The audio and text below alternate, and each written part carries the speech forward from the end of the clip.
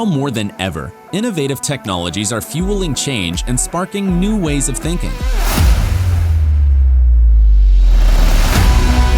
Collaboration between corporations and startups is key to staying at the forefront of these trends. However, finding the right startups can be expensive, time-consuming, and ineffective. But Plug and Play is here to help. As a corporate partner, you will gain access to a whole ecosystem of innovation. Discover startups that meet your tech interests. Stay updated on the latest trends and network with industry peers. We will help you during every stage of your innovation journey, no matter where you are and where you want to go. Get in touch today.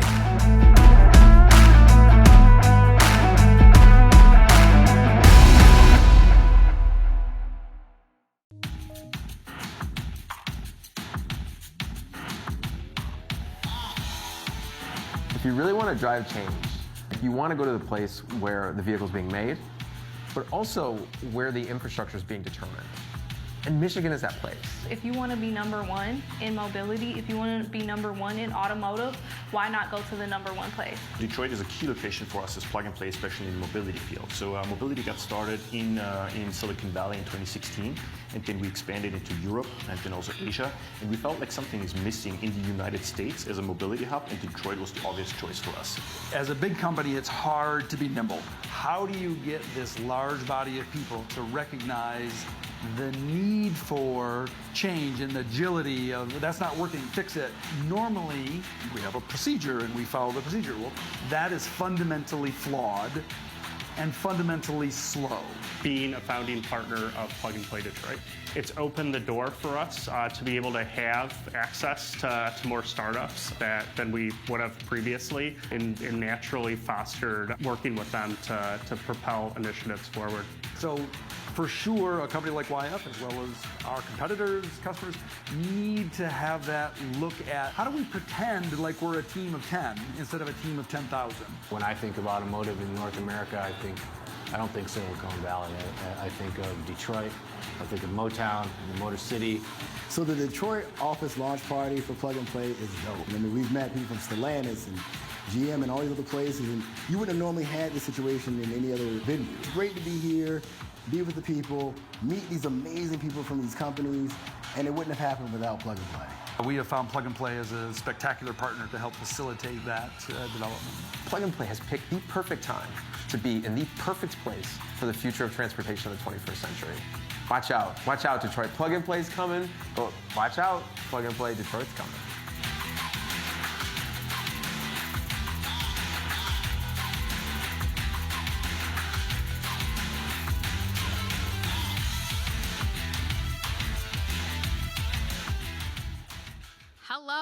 Hello. Welcome.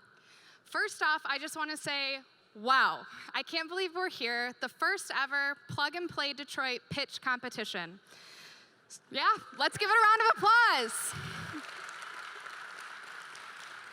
So far, this has been the biggest event that we've done since launching, and this is amazing. Thank you for being here with us. My name is Brooke, and I'm leading our partner success efforts here in Detroit, meaning I support our corporate partners, which we'll get to today, with introductions and exposure to startups from our network. So as the video shared, we're here in Detroit really hitting the ground running.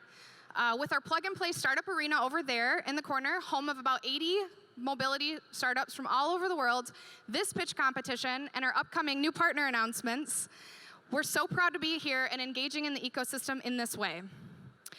And I need to say, without our founding anchor partners, without Stellantis, BorgWarner, the Office of Future Mobility and Electrification, and the Michigan Minority Supplier and Development Corporation, we wouldn't be here today. So with that, I want to bring up someone who is an incremental player in bringing Plug and Play to Detroit. To give a few remarks about how we got here is Mamitha, the Global SVP for Software and Business Management at Stellantis. Mamitha has been a core partner and key advocate for Plug and Play and our local presence in Detroit. Without her and her team and leadership, I can pretty confidently say that Plug and Play Detroit would not be where we are today. I would like to hand the mic over to Mamitha and have her discuss the importance of bringing an open innovation platform to Detroit and why now more than ever it's needed. Mamitha? Thank you so much, Brooke. I think it's really nice to see Plug and Play here in Detroit. I think when I first started my partnership with Plug and Play, I was with ZF or ZF, a Tier 1 supplier. And I took ZF to Plug and Play and opened ZF's offices among all of the startups in Silicon Valley. That's how my partnership and a corporate partnership between Plug and Play started. And then when I moved to Stellantis, or Fiat Chrysler back then, and Stellantis, I was having a discussion with MMSDC. And with a few of the Tier 1 suppliers, a few OEMs, and all of us were having a conversation. I still remember Syed the median looking at him and saying, you know, this is where mobility was born. This is where the automotive industry was born. And for Plug and Play not to be in Detroit is not a great thing, and you need to come here. And I'm so happy that there are 80 startups, and there are almost close to 12 partners that are supporting Plug and Play today. 12 corporate partners, not just Stellantis, but a lot of OEMs, a lot of tech companies, and a number of other players that are supporting. And I'm so happy also to see the government participating today here as the judge. So I'm extremely happy, extremely thrilled to see the startups. There are 3 startups actually in the audience that we are actually working with. One is Sheeva.AI. Sheeva, if you can stand, you know, we have recently introduced with Sheeva.AI an e-commerce marketplace in India. So we've turned our cars into wallets. So when the cars go into a gas station, they can pump the gas, and with Sheeva, they can pay for the gas, not play, but pay for the gas, and making it really convenient. And then we have something that is very close to our heart is the safety of our customers. And there is a startup called Haas Alert. And what Haas Alert does is they have a safety cloud. And they work with all of the first responders in various municipalities. And we get these alerts through the safety cloud, and we display them in our cars and alert our drivers that there's an ambulance approaching them, or there is a first responder approaching, so that they can take to the right lane and give way to an ambulance or give way to the first responder. And we have been able to bring that capability into our cars, into our Jeep, into our Dodge Ram vehicles within a few months.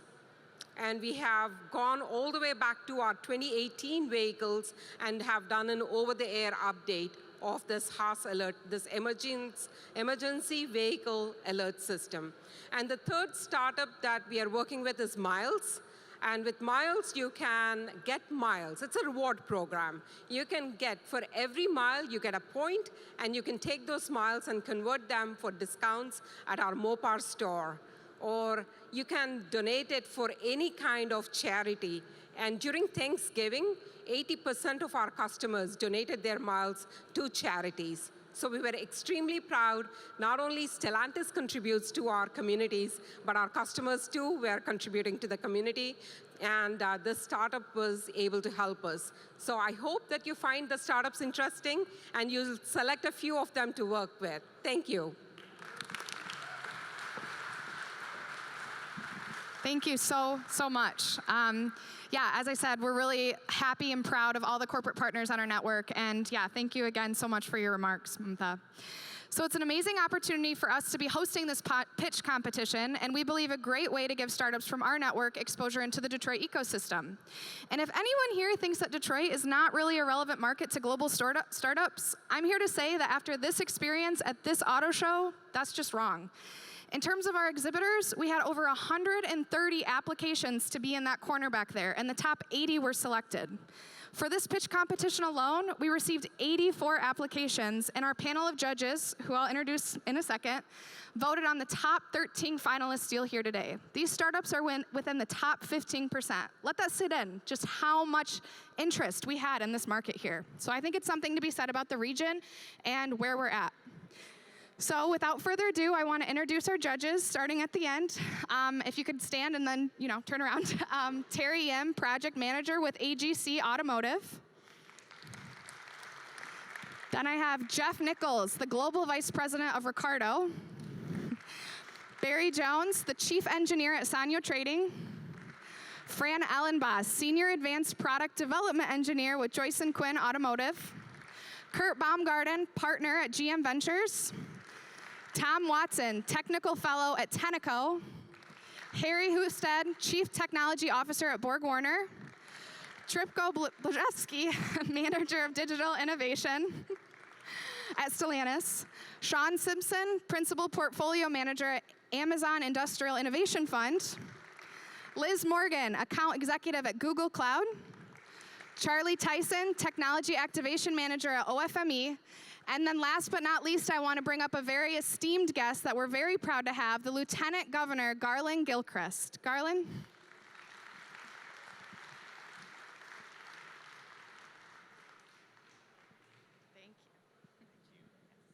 Thank you so much. Can y'all hear me?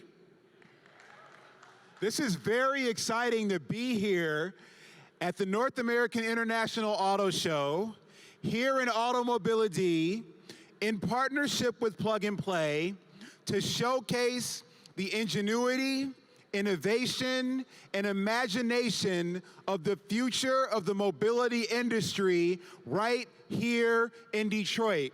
Congratulations to every startup that's participating in the show and participating in this pitch competition, because we are here to demonstrate not just to America, but the entire world, that from Detroit, from the state of Michigan, the ideas that will drive people, goods, ideas, and services to be better connected, they start right here. So thank you everyone for your partnership and participation in this exciting competition that represents the future of mobility and connectivity. Governor Gretchen Whitmer and I are so elated to be supportive of Plug and Play here in Detroit. The Office of Future Mobility and Electrification, I'm gonna be honest, that's my baby. I'm an engineer by training, a software engineer, a recovering entrepreneur at that. And we want to let every person who has an idea know that your idea has a chance to be successful here in Michigan. And the infrastructure we've put in place to make that possible, with our generational investments in education, with our investments in our workforce, the professionals in Michigan who are unmatched in both their talent and tenacity. When we put all of that together with the ideas represented here, there is no challenge that we cannot overcome. There is no problem that we cannot solve, and there is no value that cannot be created with the partnership and collaboration that comes from events like this. So thank you so much for being willing to be a partner and a participant, and I hope that we lay a foundation for an amazing and innovative future at this competition. Thank you so much.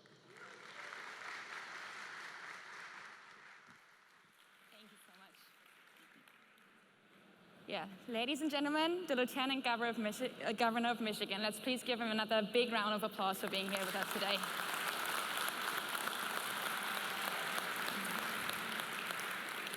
All right, Detroit, good evening. Are we excited? Are we doing okay? Can I get some sound?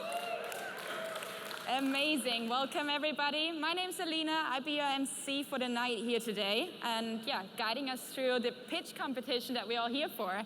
So Brooke was saying it earlier, we actually had more than 80 applications for this pitch competition, and we've selected 13, we haven't actually, our esteemed judge panel has selected 13 finalists to be pitching here on that stage. And I think they're all winners already and definitely deserve another round of applause.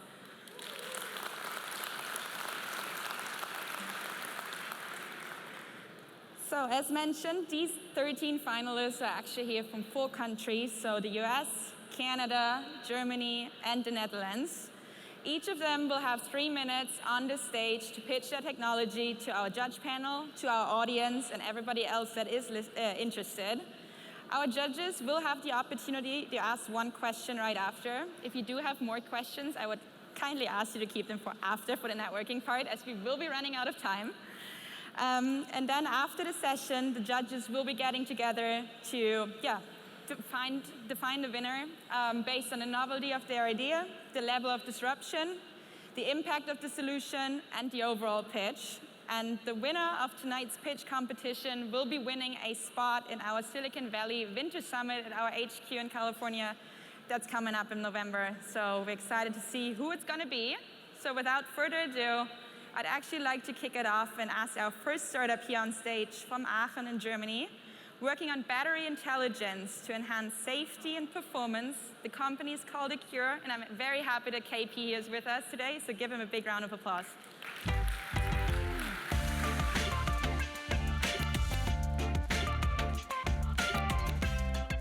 Hey everyone, thank you for the invitation. Thank you, Alina. So, I'm KP, Kai Philipp, and I've been a battery researcher since 2009. And being here at the show and seeing all these new electric cars, seeing that e-mobility is really taking off, it's just so great. Like, it's finally happening. And I believe that batteries are really the cornerstone of our mobility, but also of our energy future. And at Accure, we make batteries more safe, more reliable, and more sustainable using cloud computing. So, batteries are great, but sometimes they come with challenges. And an unexpected battery downtime or failure might be annoying, and then that's that. But as Mamatha said, safety should also be on everyone's mind. And when we're driving this new technology into the market, we need to make sure that it's safe.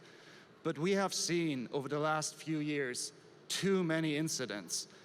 A big Tesla battery in Australia caught fire.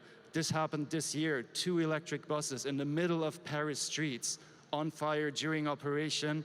And just 2 months ago, a Jaguar I-Pace caught fire in Miami. And these are just, single examples. There have been thousands of cases.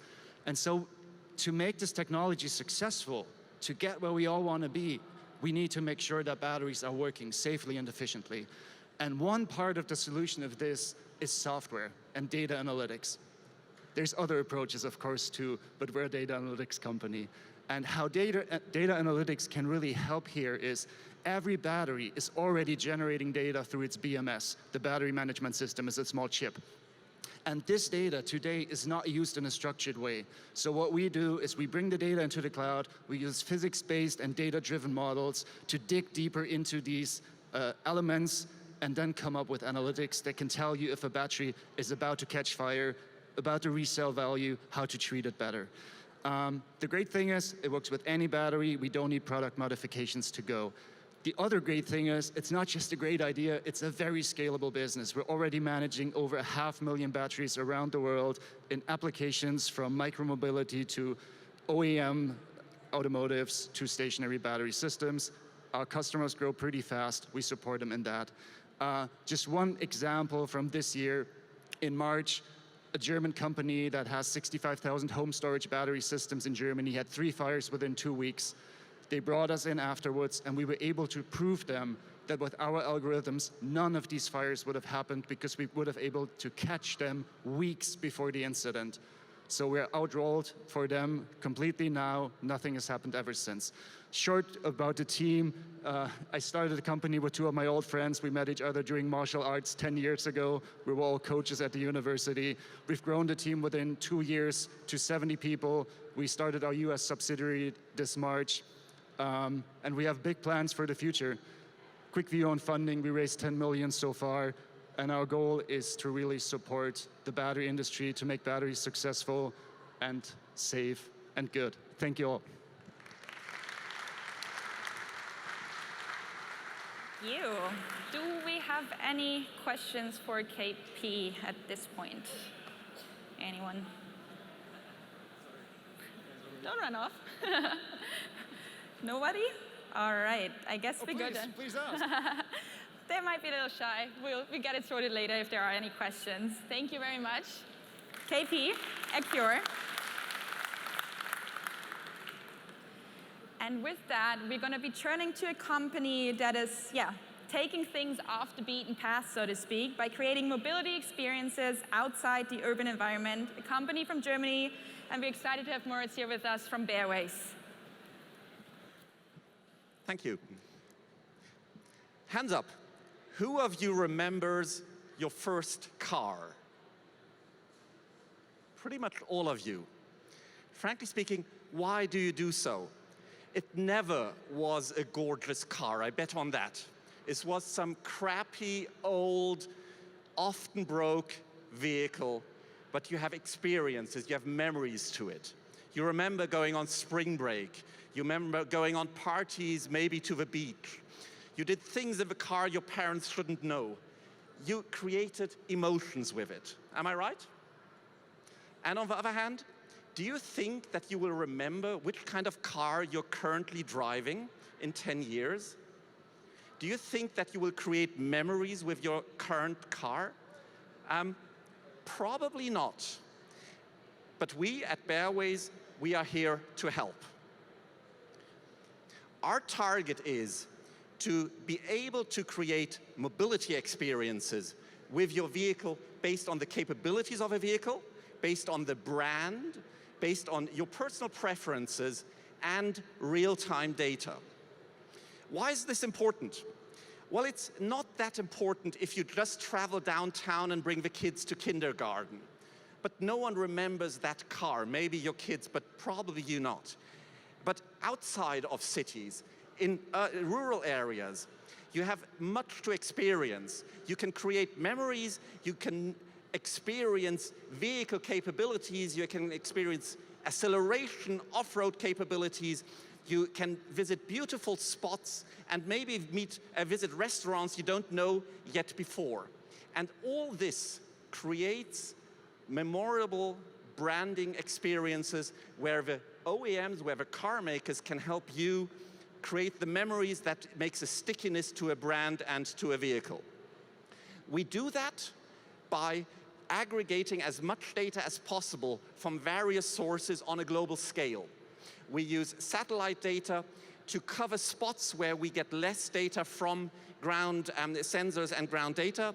And then we use machine learning and deep learning for the non-engineers. It's AI to create a Bareways data engine where we can create these services. The use cases are pretty wide. Today, we're working in the area of scenic routing and e-vehicles.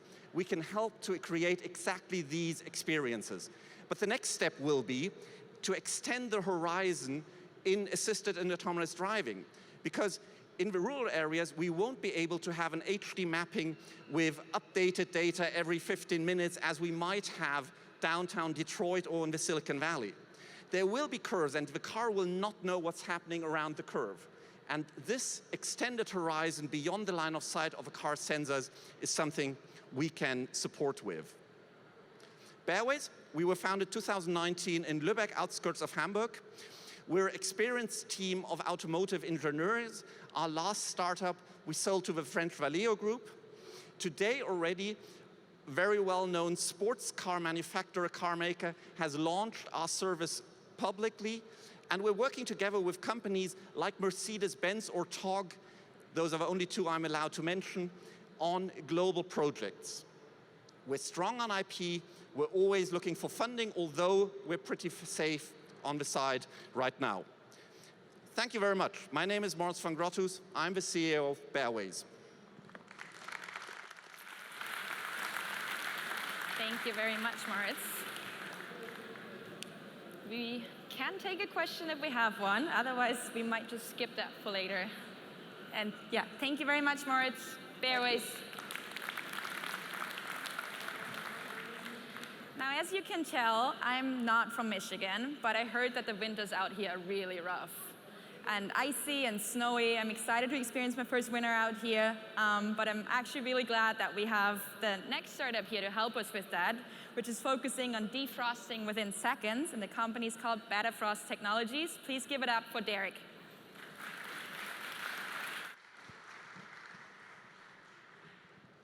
Good evening, everyone. My name is Derek Redding. I'm CEO at Betterfrost Technologies. So electric vehicles today face three large problems related to range. First off, the HVAC system was architected around a gas engine that has a free source of waste heat. Well, that waste heat's no longer available, but we're still using the same architecture for the HVAC, which uses a lot of energy for defrost and defog.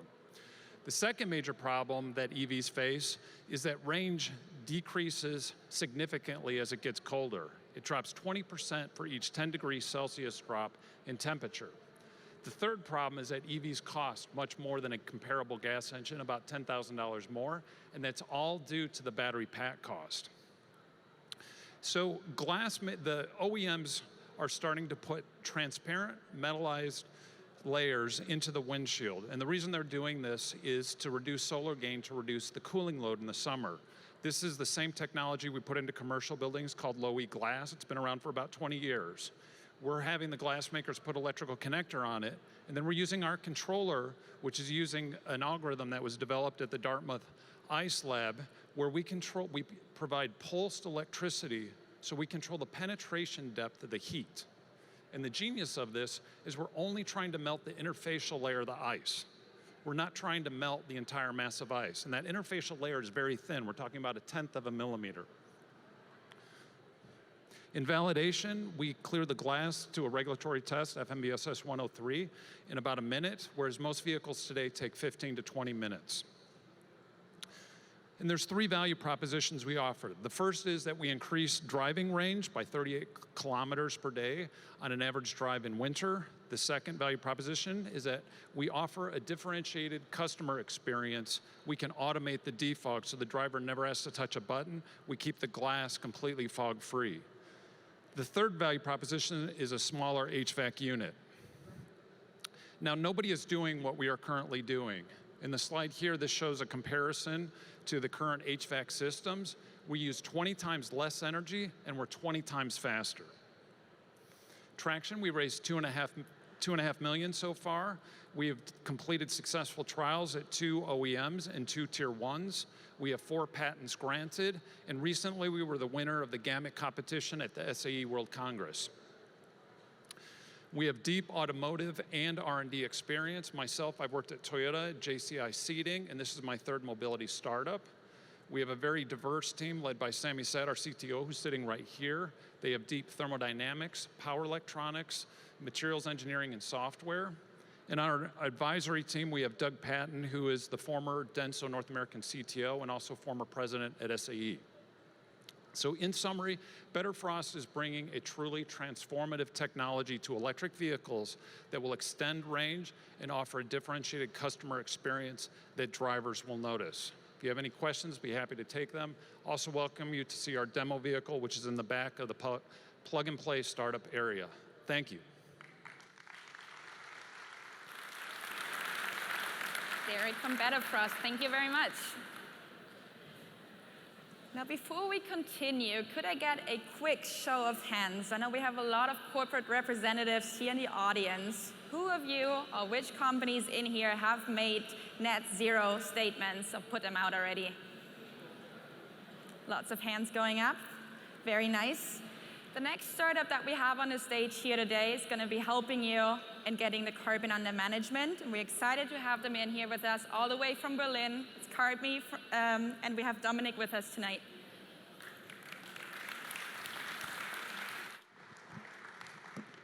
Thank you. I'm Dominic from carbmee. I'm very happy to be here today. I believe that we are helping clients to embark in the right way on the journey to net zero. I believe besides keeping our environment alive, this is also a key business case for a lot of companies. And how we are doing that? We are helping the companies and enable them to measure, to reduce, and report their CO2 emissions across the entire supply chain. What does this mean? We take the activities and the transactions of a company, so for example, the purchase orders, the bill of material, also any supplier data, and map it to emission factors. And you know, this is what is a lot of a huge challenge for most of the organizations. I believe most of you have somehow worked on the scope 1 and 2 emissions.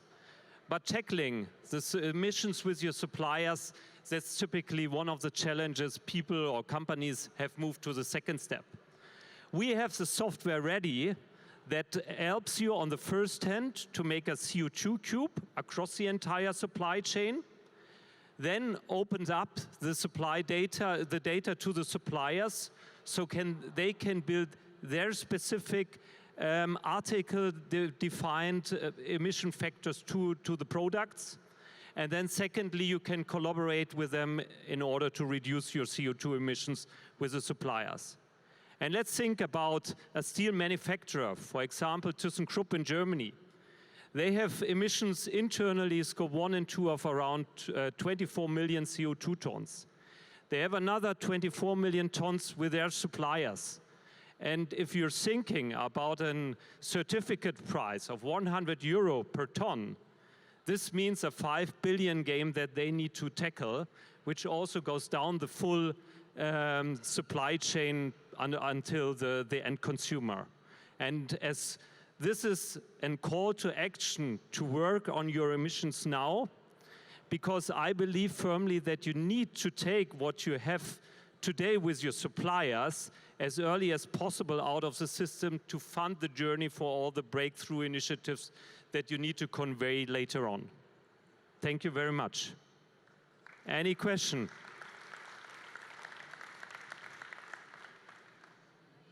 Dominic from carbmee, thank you very much. Thank you.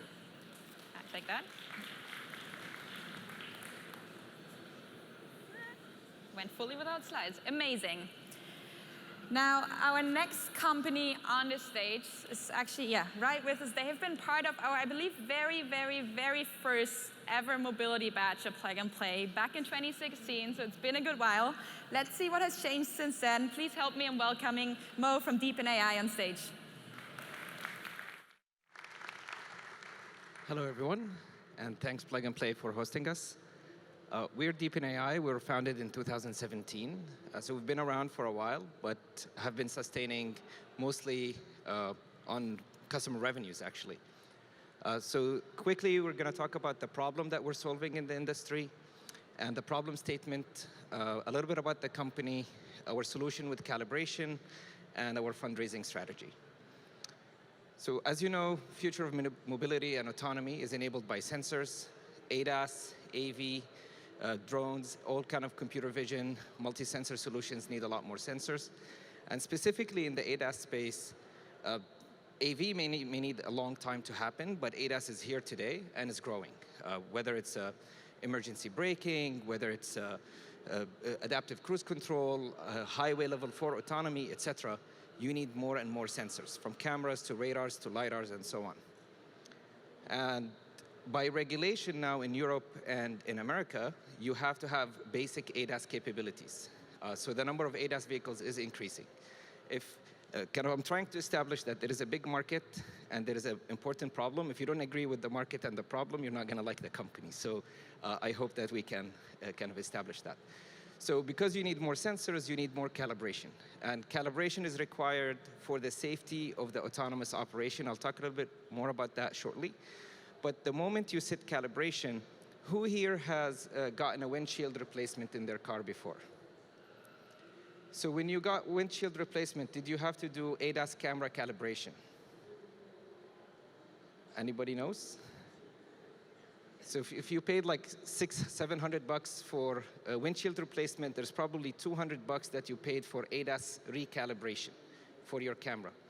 And so for small accidents, for wear and tear, temperature changes, pressure changes, even if you change your bumper or you get into a small bumper-to-bumper accident, you need to recalibrate your sensors. And the bumpers have a lot of sensors on them these days. So today, when you have to recalibrate your sensor, it's a very, very fragmented experience. Each sensor from each OEM needs specific targets, needs a special calibration operation, and it takes a long time. The dealerships and the service centers have to buy custom hardware for every vehicle manufacturer, and the whole process is really just very sucky. And obviously, if you don't calibrate properly, your lane keep assistance, your lane departure warning, your automated braking, all of these features may actually not function correctly. So if I drive a Volvo, and it's a great car, but sometimes it hallucinates stuff. Or when I'm trying to keep inside in the middle of the lane, it starts to drift or gives me a sudden brake. That's usually a calibration problem. So the problem that we're solving is that calibration is expensive, $200 for aftermarket calibration. It's time-consuming, requires skilled labor. And as we know now, skilled labor is really hard to find, if you can find it even. It doesn't scale, so if you have a fleet of autonomous vehicles or ADAS vehicles that you need to calibrate, I had to wait 2 weeks to get my car calibrated at the aftermarket dealership, which was just not that great. And because of the fragmentation, the sensors coming from one provider, the ADAS system is coming from a tier 1, and the OEM is integrating the whole thing, there's not a lot of information sharing. So what ends up happening is that you do a lot of trial and error. There is no real way to properly do the calibration very quickly. So that's the problem we're solving. Like I said, we've been around for 5 years, and we started in data annotation. We were one of the first companies that did LiDAR annotation back in 2017. We're an ex-Google team. We've all been startup veterans. And you can read more about the team, but pretty much everybody that in the team has been in a startup exit or 2 or 3 before.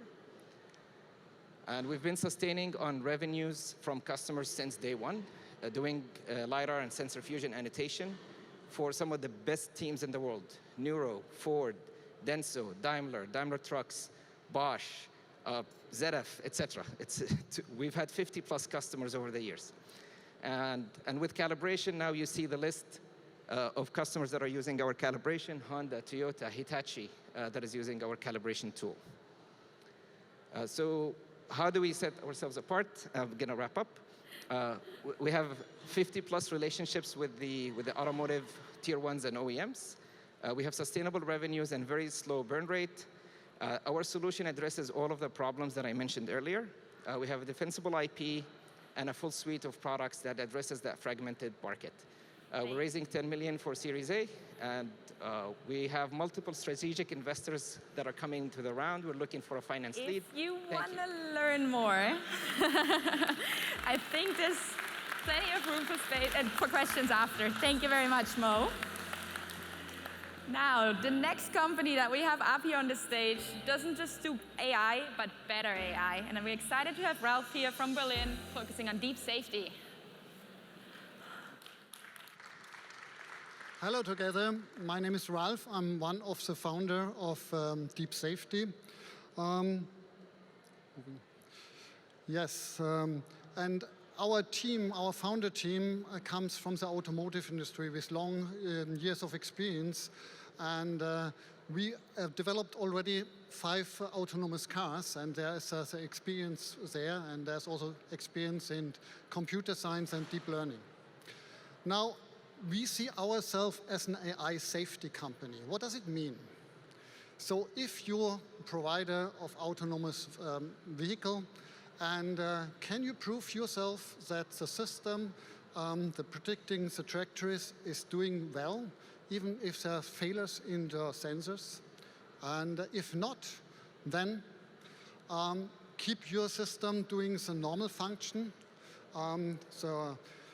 Don't worry about safety, and let us in and add our technology to take care about safety and reliability. We call it all better AI. And yes, what does it mean, safety? So you have to go through the safety standards. For example, for an SIA level 4, functional safety according to ISO 262. So you have to deal with false positives, false negatives. In case of radar, there's ghost objects. In case of LiDARs, you have problems with water and the reflections. So if you go to the SOTIF, then the nominal performance, there's unknown unknowns you have to address and edge cases. And going further, if you would like to calculate the risk of the object there, then you have to think about how you can control this. So now our technology can detect and correct all these safety issues I addressed. So we developed a safety monitor for the AI, this can detect all these false positives and false negatives, was founded by the German government. And look here on this picture on the right, there's normal AI would say it's a pedestrian crossing the street, but it's not the case. We can see some uncertainty inside, and on the lower picture you see that is because of the uncertainty we cannot really predict. And we can, for all safety critical objects, we can say the real behavior, the planning, and the risk behind. And yes, and what is a really big difference, what we are doing other than others? So normal perception, doing test and simulation, trying to increase the knowns. But this is not enough for safety. It's good for comfort, that you have not so many edge cases, but you never complete. And our system, our safety monitor, focused really on the unknowns. And it can really detect all the unknowns. There's a mathematical proof behind. And because of this, we can use our system for safety certification according to the today's standards. And that is really innovative. And yeah, what is in for you if you use our technology? You can drive safely without spending millions of miles. And this is a tremendous cost saving. And you can also use this to improve your system, your perception, because you can all collect the right data, the triggers the recording of the edge cases and train your system. Now we can already demonstrate our system in a Tesla vehicle, and we are looking for 8 million in the next funding round to make this prototype to a real product. And yeah, if you have interest, we can demonstrate at our booth. And thank you for your attention. Thank you very much, Ralph. Now, apologies for the background noise. I know it's a bit unfortunate, but they're setting up the food for after, so also we don't really want to stop them.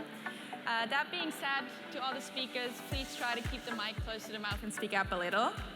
And with that, I'd like to ask our next startup up on this stage. They actually announced a new product just yesterday, and we're super excited to have Stravan here with us to tell us more about Hyperspec's latest launch.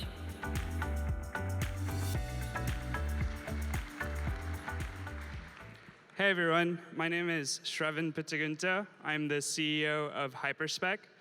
At Hyperspec, our aim is to accelerate the transition to full autonomy by enabling car manufacturers and tier 1 suppliers to teach complex concepts to machines through artificial intelligence. Today we have islands of autonomy, which shows us a glimpse into our future. To expand past these geofenced areas, we need to have ML training infrastructure for each operational design domain. And to train new ODDs, AV vehicles are collecting 50 terabytes of data per day. And if you scale this across a whole fleet, this is a very heavy lift. In addition to that, the valuable safety critical scenarios are buried under thousands of kilometers of sensor data. Identifying these safety critical scenarios is incredibly valuable to reduce waste in computational resources and to accelerate AI training. Developers today are not equipped with the right tools to meet these milestones. They're instead tasked with building infrastructure, which is time away from actual algorithm development. At Hyperspec, we solved this problem.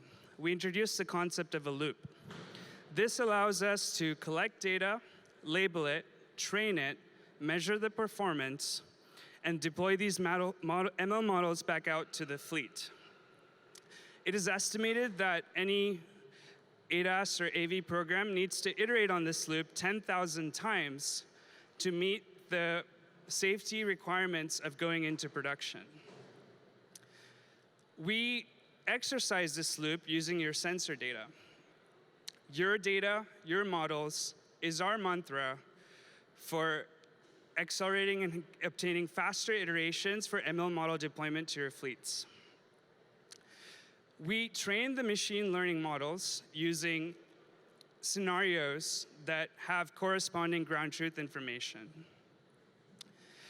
And we augment these real-world scenarios with synthetic data to further increase the performance. Today, without Hyperspec, there's a very cumbersome process to trigger the machine learning because there's a lot of disparate tools that don't work together. With Hyperspec, we streamline the whole process through a unified product experience. The end impact is there's a 10x increase in your release cadence for ML models, better task coverage, and a path forward to conquer the long tail. We are a team of 12 people focused on streamlining the process for ML model development, and our machine learning, computer vision, and mapping background enables us to understand the problems of your ML developers and address their concerns and accelerate the roadmaps for ML development and deployment to the AV fleets. So please talk to us. We're Hyperspec, and I'm Shravan. Thank you.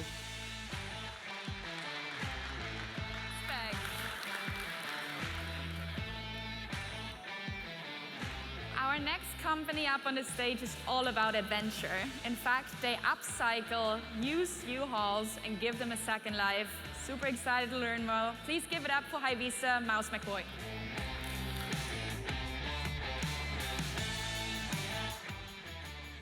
Good afternoon, everybody.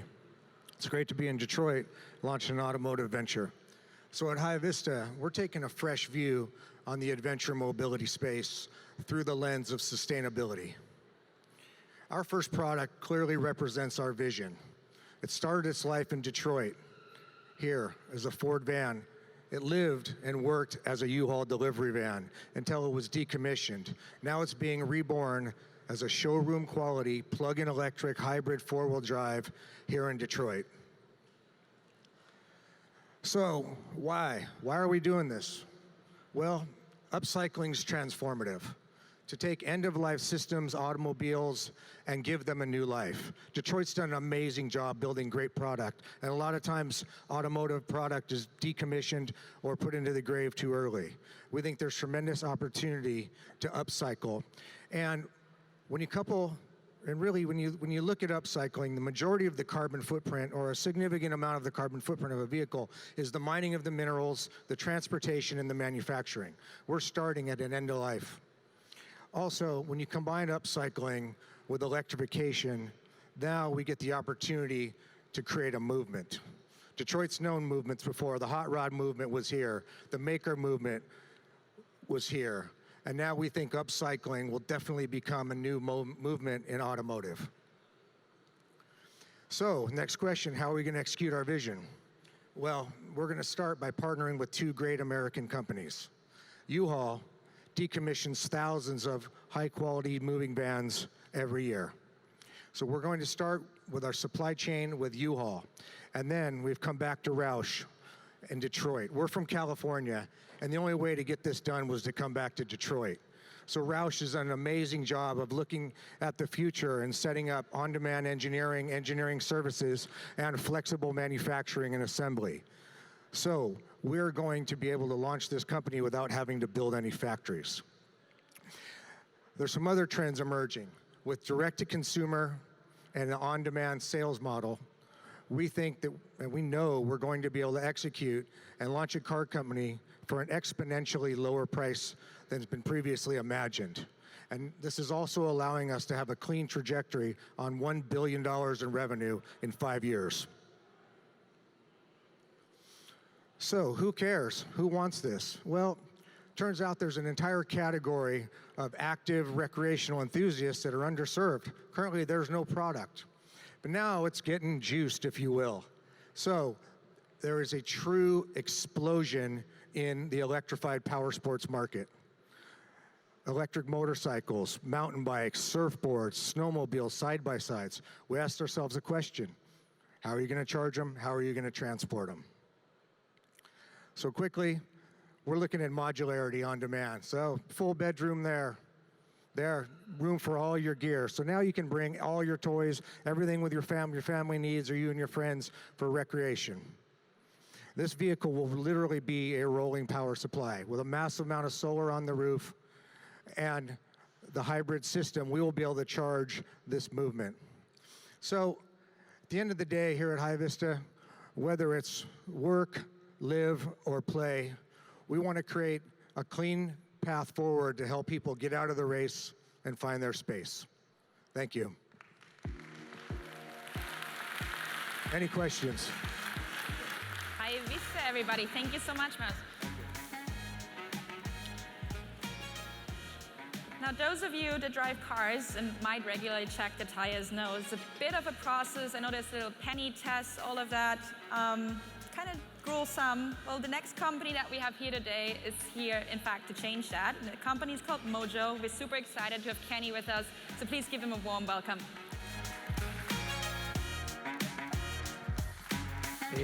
Hey, Detroit.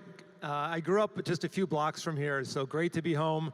We're a Vancouver, British Columbia-based company, and thus far we've connected over 1.5 million vehicles on our platform. We're a Tier 1 supplier supplying Audi and Volkswagen, and I'm excited to talk about our next innovation today. So, what's the common thing in every electric, gas, and hybrid vehicle? They all have tires. What's also common is that if your tires are worn out, you're 3 times more likely to get in an accident. But people don't do what they're supposed to do, like flossing your teeth. They also don't check their tires every month like they should.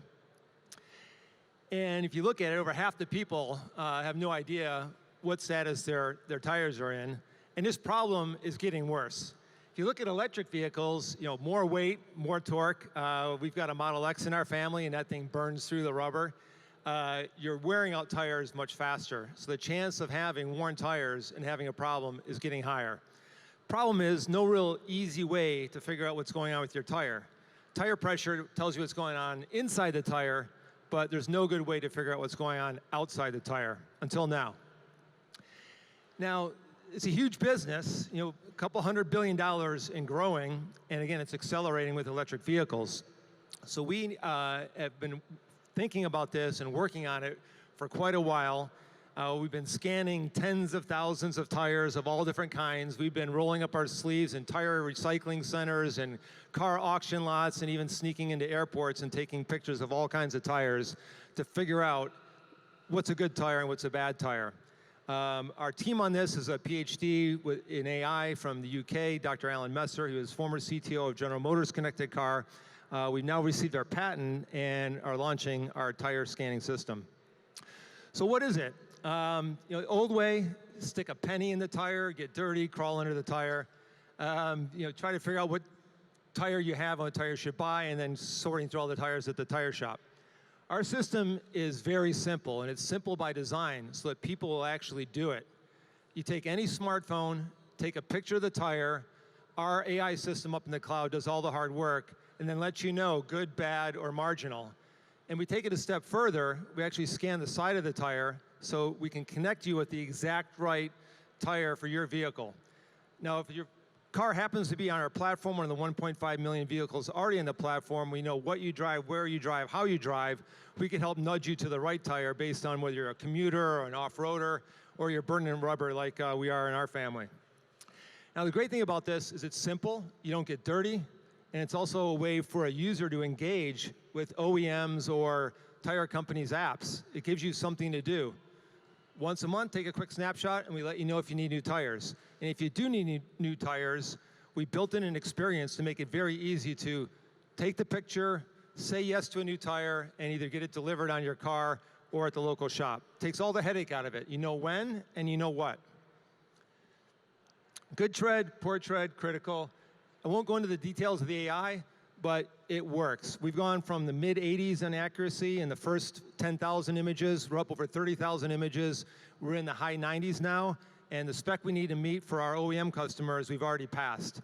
So this is working, it's in production, and the kind of customers that would use it are people that care about safety, which is hopefully every car company, and people that want to make money off tire sales. So this also not only keeps people safe, but it creates a tire transaction.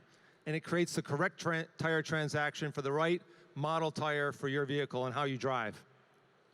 These are all the potential customers. We've got quite a few interested.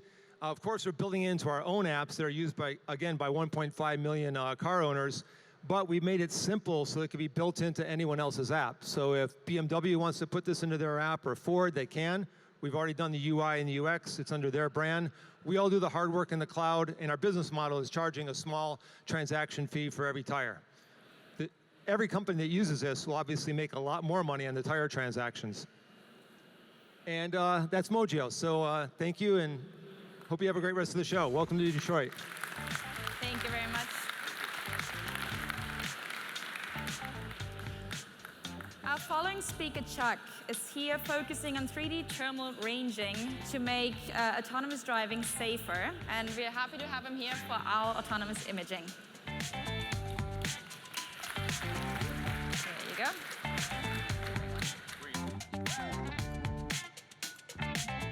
All right, hello. My name is Chuck Gershman. I am the co-founder and CEO at AL Autonomous Imaging. And quite simply, our mission is to save lives. Now, recently, just last week, IIHS took NHTSA's most recent proposal for NCAP testing and tested 23 vehicles in the dark for pedestrian safety. 22 of them annihilated the dummies. So a total and complete fail. The proposed regulations that NHTSA has put forward will become regulated and become permanent in November. At that time, all vehicles to receive an NCAP rating 5-star need to be able to successfully pass these tests in total darkness without hitting the various pedestrians. And this is a real problem. So just so you know, over the last 11 years, pedestrian fatalities have increased by 59% in the United States alone, a huge increase. And it is now regulated within the infrastructure bill that NHTSA must address this issue. Now, why are these cars failing? They're failing because they're relying on a camera and a radar system to work together flawlessly. The problem is that cameras are not ideal systems to work at night. And as the cameras degrade, you must take the camera data and you need to fuse it with the radar data. An unsuccessful fusion or an ambiguity in the fusion causes the failure mechanism. So we propose that you add another modality to cover this gap. We call that modality 3D thermal ranging. Now, why?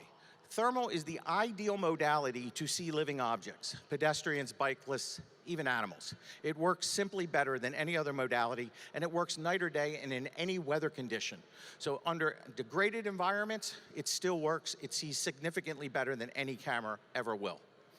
So if you add the thermal capability to the camera and the radar, you cover all of the gaps, and you successfully create a system that can automatically stop for pedestrians night or day for the first time. And that's what we're currently demonstrating, and that's what we have on test vehicles that we're testing. So traditionally, there have been thermal cameras, and there have been thermal cameras in cars for alert-based systems. But what we're introducing is something called 3D monocular thermal ranging, where we take an individual thermal camera and we add a computer vision capability to take a 2D image and turn it into a 3D point cloud in the thermal domain. And we're the only company in the world that has ever demonstrated this or is demonstrating it today. And we are soon to introduce an HD version of that. So today's state-of-the-art in thermal cameras is VGA. We will introduce a megapixel camera, which is currently in fabrication right now, and we will prototype it early next year. So that's a full megapixel. By the way, to be clear, a megapixel of thermal is equivalent to a 3 or 4 megapixel visual. Our technology is award-winning. Our computer vision has been named the silver medalist by AutoSense and won the Argonne Hot Vendor of the Year Award for our computer vision capability, which is the ranging. And just this week at AutoSense in Brussels, we won the gold medal for the hardware product of the year, which we're very, very excited about. Yes, you can clap. And I hope, but I see the technology is unable to run my video. Are you able to run this video? I'm getting a blank stare. I guess not. Well, there you go.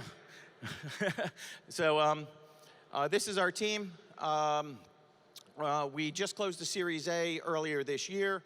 We've been around since 2019. And if you want to see the videos where we can demonstrate the capability that we just showed you, you're welcome to come by our booth where all the videos actually run on the technology. Thank you very much. Thank you very much, Chuck.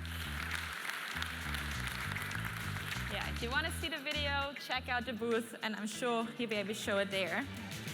Now, the next company that we have on the stage already got a very nice shout out earlier by Mamasa from Stellantis, and I'm sure you're all dying to hear from the founders themselves, so please give it up for Sheeva from Virginia.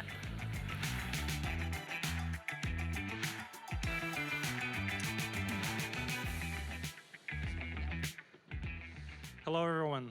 Really nice to be back in Detroit and to see a few familiar faces here. Really appreciate being here in person. Thank you so much for the opportunity here to present what we call digital vehicle wallet. First was cash, then we used cards, today we use smartphones. Why can't we use vehicles to pay and then get transaction revenue back here in Detroit?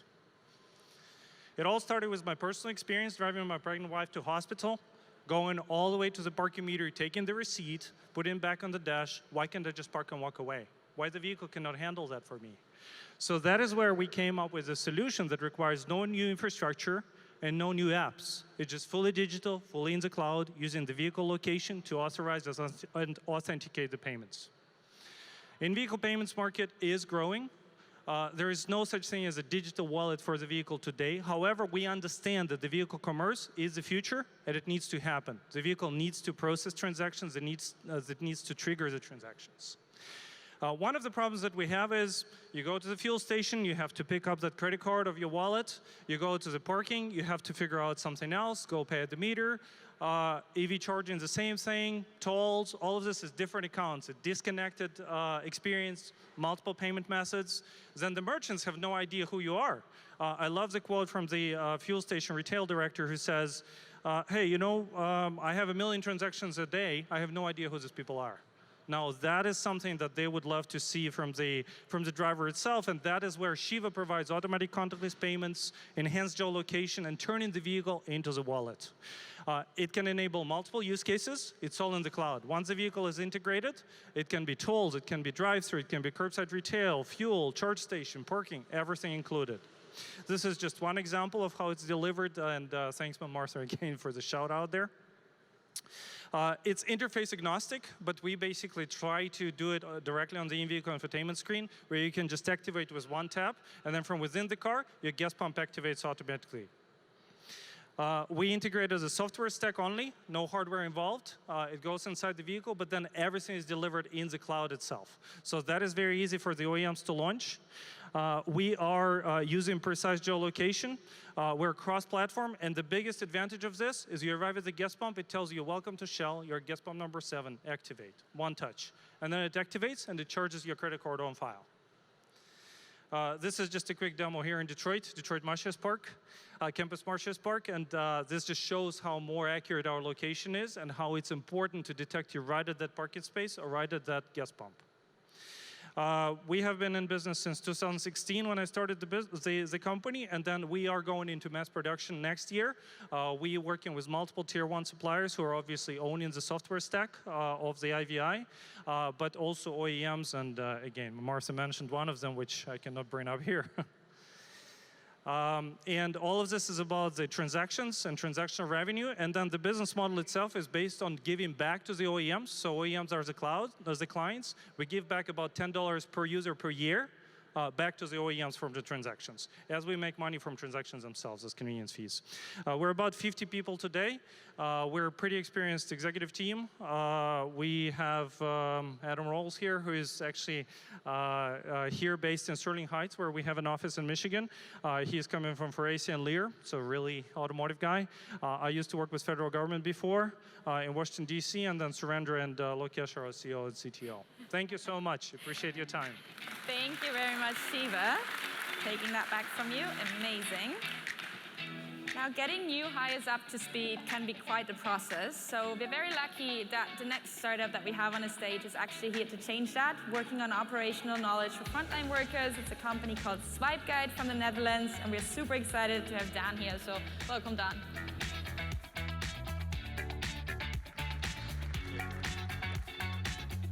Yeah, thank you. Great to be here. My name is Dan Assen. I'm one of the founders of the company called SwipeGuide, and we help companies capture, share, and improve their critical operational knowledge. We do that by capturing it in a cloud platform and delivering it to the frontline workers in frontline apps on any mobile and wearable device. Let me take you through the story of SwipeGuide. First, starting with the manufacturers, because manufacturers face many challenges nowadays. You have, of course, your supply chain issues, labor shortages, and when you're able to find people, it's really, really hard to get them up to speed. On top of that, you have a brain drain. The brain drain is real, and manufacturers really face the issues of that in terms of productivity, efficiency issues, and problems in really sustainably producing their products.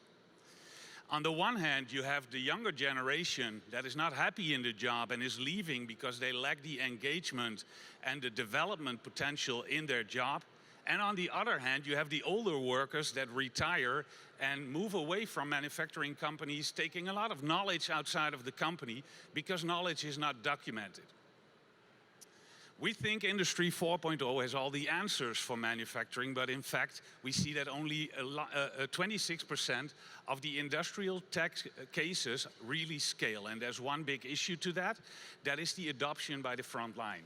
Solutions are often too complex and not embraced by frontline workers. So we try to solve that with a solution that's really built for and with the frontline workers. A cloud solution, a mobile solution that enables them to contribute to the capturing of critical operational knowledge. That knowledge can then in companies be easily shared across lines, production sites, and with our data engine behind the platform, we are able to identify the best practice knowledge that can scale across the globe. We work in the automotive industry for several suppliers, but broad in manufacturing, we touch the lives of over 300,000 frontline workers every day.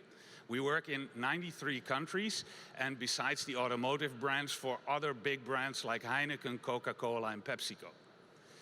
The advantage that we bring to them is competitive advantage in many areas like productivity and efficiency. So we're quicker in upskilling people, we reduced changeover times, we help them improve their 5S scores, and many, many other things that lead to competitive advantage. We do that with a team of 32 Swipeys that work in a hybrid organization. So we have 2 touch points. We have one office in Amsterdam and one in Minneapolis. But as you can see here in the picture, we often work remotely. We have a very diverse team, of course, with many software developers, but we have over 15 nationalities now in the team. And together with our clients, we work towards an error-free future by making the knowledge available to the front line. Thank you very much. Well done. Thank you. And last but not least, we have a startup from the area, from Detroit, super excited, making electrification as hassle-free as can be. Please give it up for Will.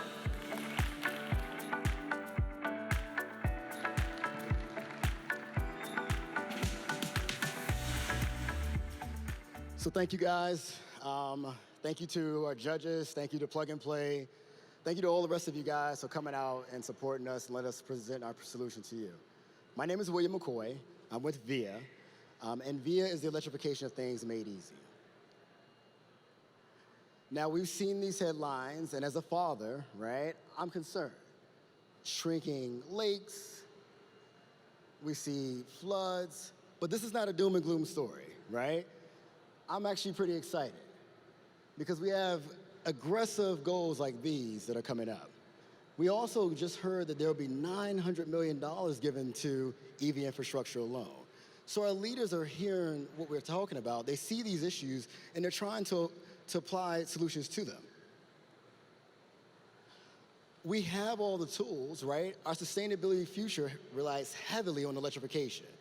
And so that means that things like battery storage, EV chargers, and solar are going to be essential to us getting to our sustainability goals. Now, why isn't this happening as quickly as possible, right? Well, I want to see how many of you guys probably have some type of project at your home or office right now that you know that you have to do, and you're just like, every single time you think about it, you're just like, oh my God, and you keep kicking the can down the road. Well, think about the millions of people right now who do that when it comes to this, including myself, right? And when you think about scheduling, and when you think about finding a contract and the right products, it can become a hassle. That's why there's VIA. VIA connects the sustainability product makers like auto manufacturers, EVSE manufacturers, electric vehicle chargers, solar, to certified vetted electricians. Because honestly, how many of us actually even check the electricians or contractors that come out to our house to make sure that they actually are? Well, that's what we do for you guys. We give you an easy-to-use, simple platform that's educational, right? But also very easy for both the electrician, the product producer, and then the consumer to use so that we can deliver those projects and those products to both commercial and residential customers. Our team is diverse, right? They come from the auto industry, they come from sustainability, and plenty of experience in the startup world. And we understand that in order for us to reach these sustainability goals in the time frame that we're looking for, we have to make it simple. And so that's why VIA is the electrification of things made easy. Thank you.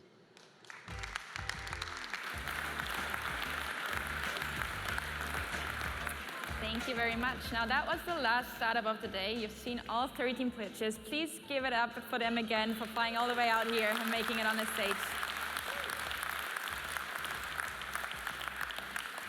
Now, I wouldn't want to be sitting in any of your chairs here, any of these 12, because it's going to be a really tough decision to make and to define the winner of the night. For that, I'd actually like to invite all of the judges to follow me out to that side to discuss who's going to be the winner, whom to crown.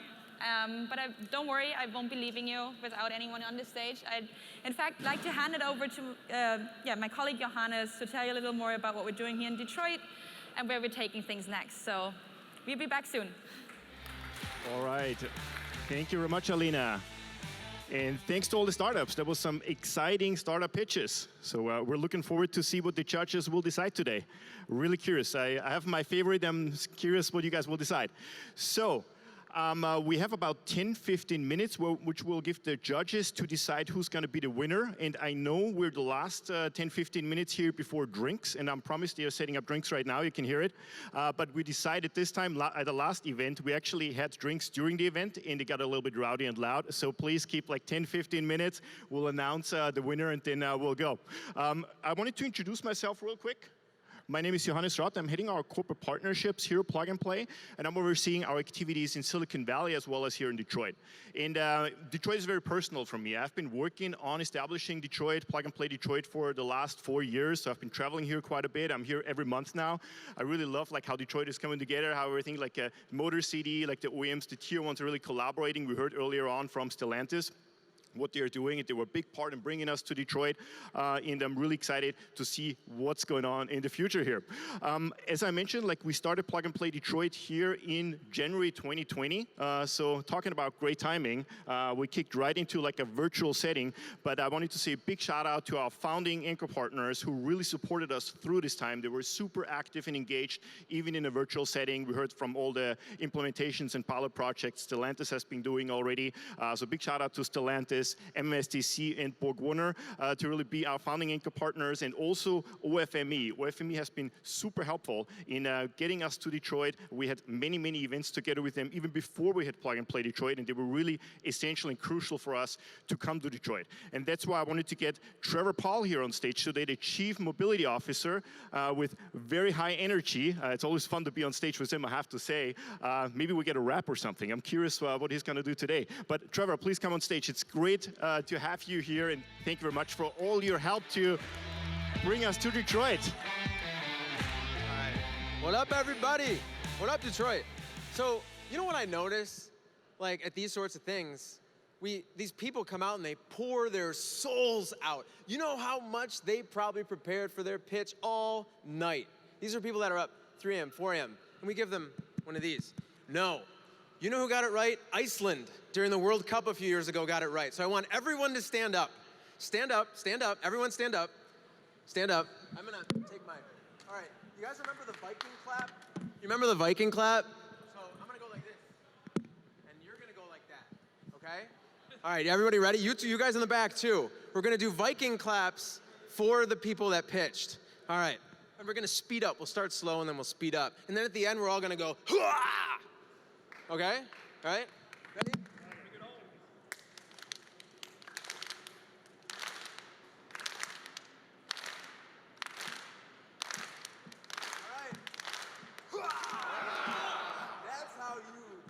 That's how you celebrate a startup.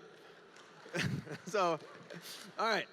So look, guys, I mean, obviously you're in the heart of the Motor City, but you are literally in the heart. Like 5 minutes from here was Henry Ford's first garage. Just down the street, the Dodge brothers got their start. So, I mean, you think about the history of this place, it's continuing. And frankly, you know, aerial mobility may seem a little different. Charles Lindbergh was born down the street. William Boeing was born down the street. I ran out of breath, by the way. There's a lot. But the point is, guys, you are continuing a rich tradition, not just by pitching, not just by thinking of amazing ideas and bringing them to market, but supporting, sitting here for hours when you probably had 10 other things to do. So the big question I think a lot of these startups have, and even some of you that didn't pitch today, is what the hell do we do now? What's the next step? I will tell you the next step.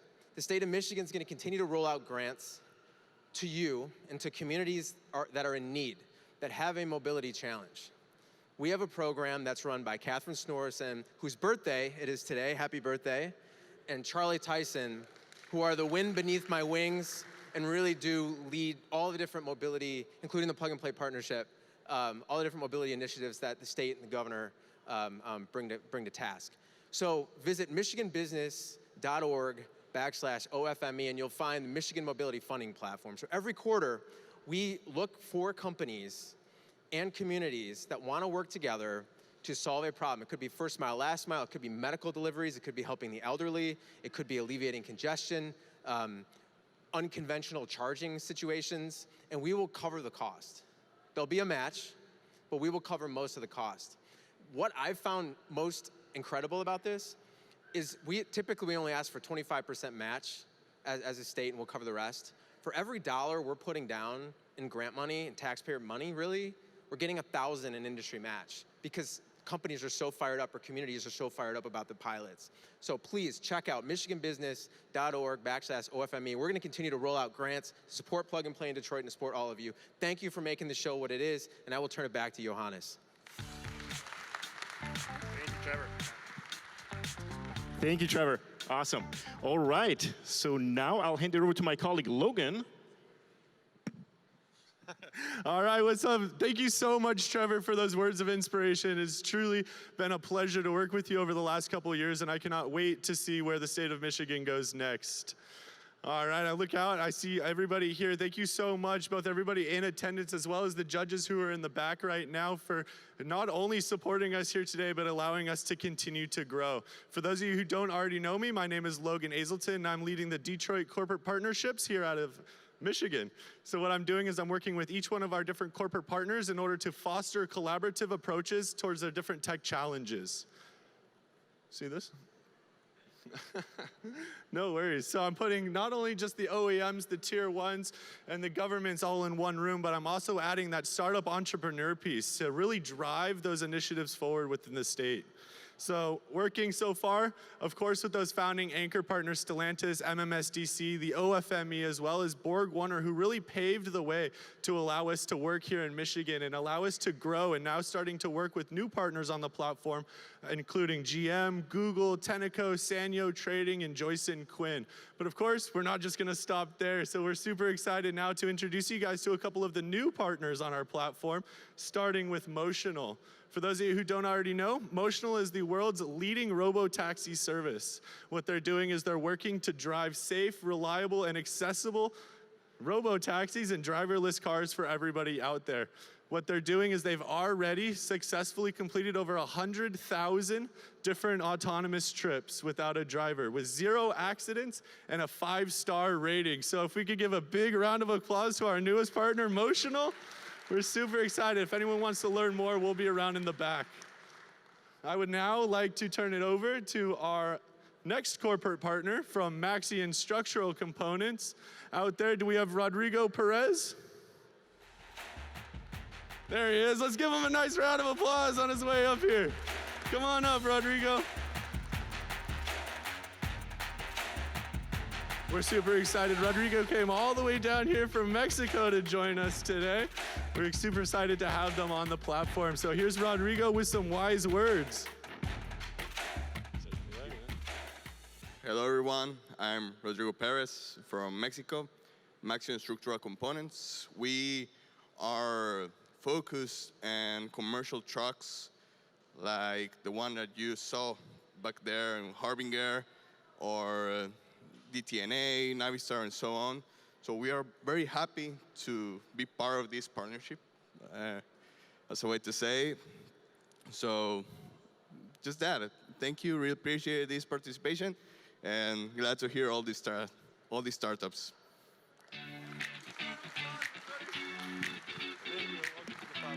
All right. Thank you very much.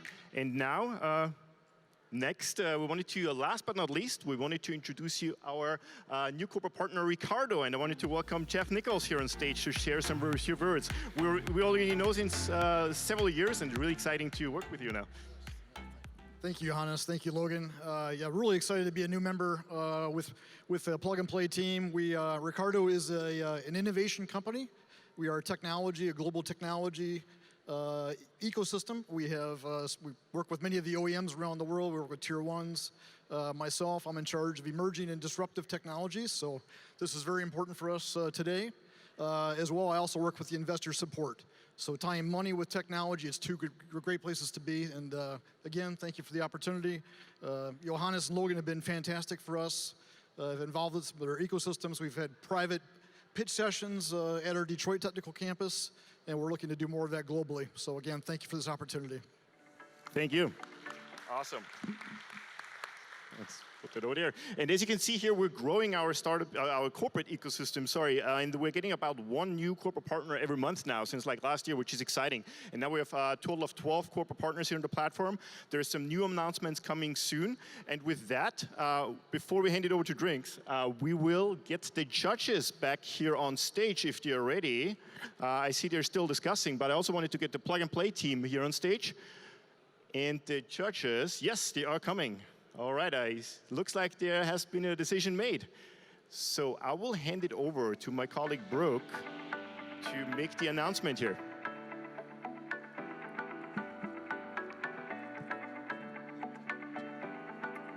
All right, I think we got to get some confetti bombs too going. Yeah, get one.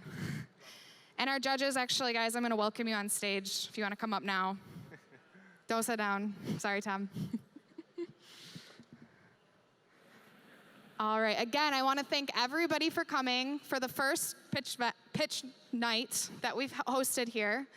We are going to announce the top 3, starting with 3rd place, and our 3rd place can come on. 2nd place, come on, and then when we announce first, we'll do the confetti bombs, and yeah. All right, are we ready? All right, 3rd place. The adventure guys, Hyvista, please come up, 3rd place.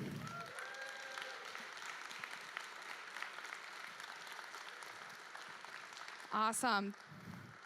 Mouse and Jeff. Congrats, guys. Congrats. We'll stand on stage for the picture. All right. 2nd place, we have Betterfrost. Betterfrost wants to come up. All right, congratulations, stay on page. All right, we have the confetti ready. This has been like my thing, so like it's gotta go off.